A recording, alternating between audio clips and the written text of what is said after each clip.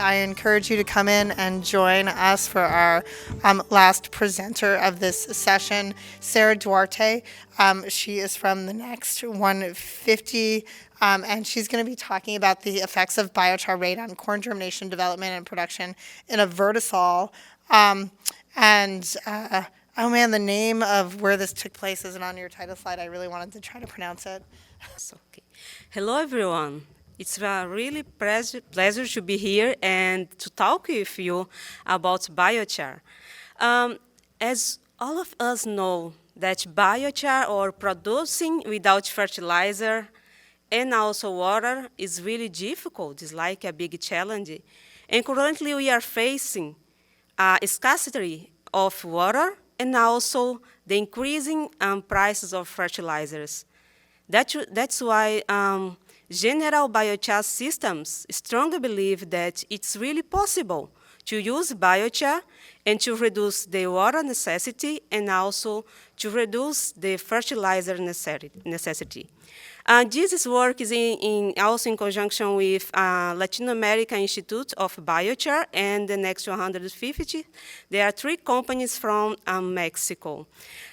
Basically, I will present to you today the effects of biochar rate on corn germination, development, and production in vertisoil. Our presentation is divided into introduction, methodology, and then I will present the results. It is interesting to know that Mexico historically have a huge contribution in cereal production to the world.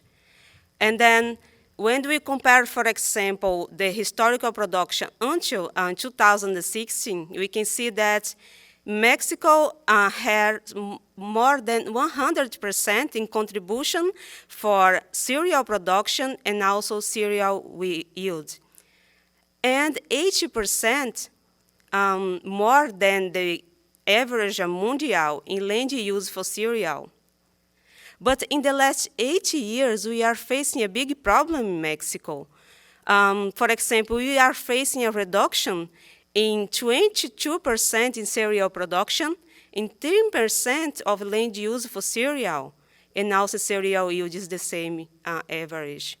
So that's why we are questioning about what has been the reason behind the significant decrease in the use of land for cereal production in Mexico.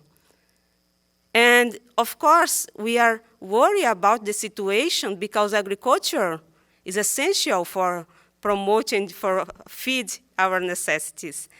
And talking about it with some farmers in Mexico, they told us that they can't produce with the higher price of fertilizers, and also they didn't have water enough to do the irrigation. So currently, most of them are not producing vegetables that need more water. And this is a challenge. That's why we established this research, because we want to explore the employing biochar to improve soil water rotation, enhance fertility levels, and decrease agricultural production costs. This is the goal of our experiment. And of course, to achieve this big goal, we need to have our specific goals. That's why, for example, the first one is verify the effects of biochar in fertilizer doses on the germination, growth, and production of corn. We want also to investigate the feasibility of reducing corn production costs through the application of biochar and fertilizer dosages. And finally, we want to examine the impact of biochar and fertilizer dosages on soil chemical, physical, and hydraulic properties. So, of course, it includes to evaluate the aggregate stability, the water retention, water availability for the plants, and the basic characterization of soil chemical and physical properties. And, okay, I'd like to highlight that this experiment, this vertisoil, represents in Guanajuato, Mexico, is a state, a most productive state in Mexico. they have a 37% with vertisoil. Vertisoil, as you know, have a huge quality, chemical quality, is a younger soil. And additionally, this experiment directly benefits 23,000 of farmers. We established this experiment in our own farm experiment. The farmer is leading the other farmers in that area. So we use 11 treatments and 5 repetition. Oh, sorry. Let's see. Yeah, here we have the descriptions of these treatments. For example, we have the treatment 1, that of course without is the control, without anything. But the treatment 2 is the common practice that the farmer adopts, the common practice doses fertilization. And after that, we evaluate the analysis, we did the analysis of this soil, and based on that analysis, it was performed a recommendation. And based on this recommendation, we was reducing the amount of biochar that was applied. That's why the treatment 3 until the 9 is about it. So the treatment 3 only we apply the amount of biochar required for this type of soil. The treatment 4, we apply 6 megagrams per hectare of biochar plus this 100% of fertilizer necessities. And the 5, we applied the same amount of biochar, and then which was reduced to 75%, then 50%. After that, you change the dose, we reduce the dose for 3 megagrams per hectare of biochar, and also we use the same fertilizer rates. The treatments 10 and 11, it was only about the application of biochar without fertilizer.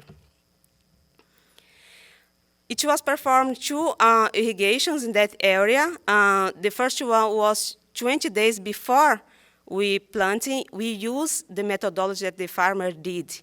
The idea is to test only to include biochar, but use the common practices that they already have.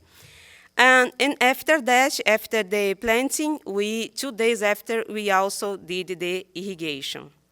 Here we have a characterization, chemical characterization, how much biochar was added into the soil through biochar. Here we have the quantities when we apply 3 and 6 megagrams per hectare. And then what's happening in terms of germination? We evaluate germination, plant development, and plant production. So as you can see here, in terms of germination results, we can see that there is no statistical difference between those treatments. And it's really interesting to verify that if you apply only biochar without fertilizer, you can have the same, almost the same quantity of germination as if you apply biochar. So this is also a good result, because if you want to do only germination, biochar is good for it. And about plant development regarding to plant height, we can see that the best treatment was the application of 3 megagrams per hectare of biochar plus 50% of fertilizer recommendation, and also 3 megagrams per hectare plus 100% of the fertilizer necessity. And then this is really important, because when we compare those treatments between the others treatments was really kind of similar, but these 2 treatments have better performance even than the common practices adopted by the farmer. It shows that, okay, using biochar is really important to promote plant height. Plant diameter, we didn't have any statistical difference between the treatments. And how about plant production? So we evaluate corn diameter, and we didn't find statistical difference in those treatments.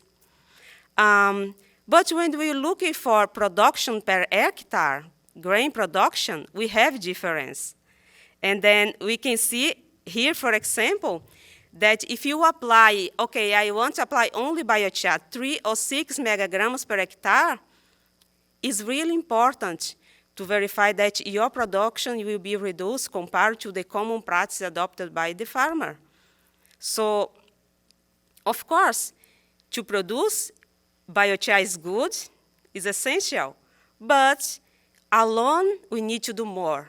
We need to apply biochar plus, in our situation, plus fertilizer. The other treatments also have the same behavior, which was really similar to the common practice adopted by the farmer. But if you want, for example, okay, I want to reduce the cost that I have in my area, this is the best treatment. We can add the 3 megagrams per hectare of biochar plus 50% of the fertilizer according to the soil analysis results. And of course, doing it, we can reduce the necessity of fertilizer in those areas, but also in 36, almost 37%, compared with the common practice adopted by the farmers, as you can see here in this table. And how much it is represent in terms of costs. Of course, in the first year, we will have a reduction. It's 14%, but it's important to highlight that your cost is a little bit higher in the first year because you are adding the biochar. In our situation, 3 megagrams per hectare, we need to buy it. But in the second year that we will not add biochar, the reduction is 61%. So it will be really nice for those farmers in that region and also for the others that want to apply this practice. So, sorry. Oh my God. Okay, as a conclusion, we can see that biochar and fertilizer rate didn't affect core germination. So independent, we can use biochar or not, your germination will be the same. But in terms of corn development, plant height, you can see that the dose is 3 megagrams per hectare. It was good, independent if it will be 100% or 50% of fertilizer. And in terms of production, the best, if you evaluate, okay, ratio cost-benefit, the best rate is 3 megagrams per hectare plus 50% of fertilizer. And then it will be really nice because using this rate, you can reduce 36% of and still maintain equivalent production in vertisols. Thank you very much. This is my email if you want to contact me by it. And thank you for the group. Of course, there is a big team that developed this research with me. I am available for any questions.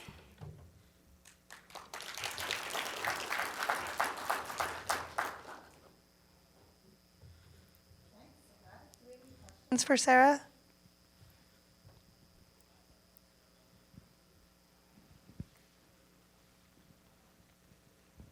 Sorry to make you run all the way back here. It's good. I got to get my steps in. So in terms of improving corn growth, I'm curious if it particularly helped corn in the initial stages so it got up to say 12 inches faster when you applied biochar, because that's really helpful in weed control if you can get the crop off to a faster start. Yeah, it's really interesting your question. We really don't measure the initial stage, but before the harvest, we measure the final stage about the plant height. But it's a good strategy to adopt in the future experiments, yeah, of course.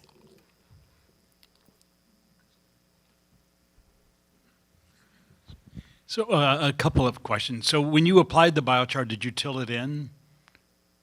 Sorry? When you applied the biochar, was it then mixed in with the soil with tillage?